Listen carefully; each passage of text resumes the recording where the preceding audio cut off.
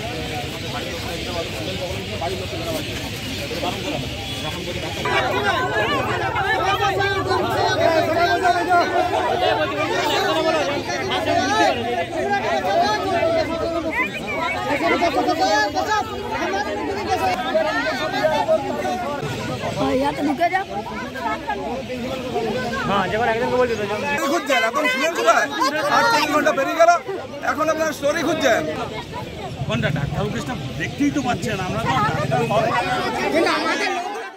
কালকে 2টার সময় ভর্তি হয়েছে, একদম বাচ্চা ছিল 21 দিন জন্য, আর বাচ্চা ছিল একটা ট্রিটমেন্ট নাই, ডাক্তার কি একদমই যায় না, একদমই নাই, একদম নাই করতে চলে। কি পরিস্থিতিতে রয়েছেন এখন? তাহলে এখন জ্বরে যন্ত্রণায় মরছে ছিল, কোনো ডাক্তার নেই? না কোনো ডাক্তার নাই, ছুটি খুঁজে ছুটিও দিচ্ছে না, বলে ছুটিও হবে না, বলে ও হাসপাতাল দিয়ে ছুটি যাচ্ছেন তাও দিচ্ছেন না? না ছুটিও দিচ্ছে না, আর অন্য কোনো চিকিৎসা নাই। কালকে 2টার সময় ভর্তি হয়েছে, ভাই 2টার সময়, আর একদমই চিকিৎসা নাই। যদি হাসপাতাল কর্তৃপক্ষ বলছে আমাদের ডাক্তার সাফিসিয়েন্ট কাজ করছে, তাহলে কি সব মিথ্যে একদম? আপনার নাম কি?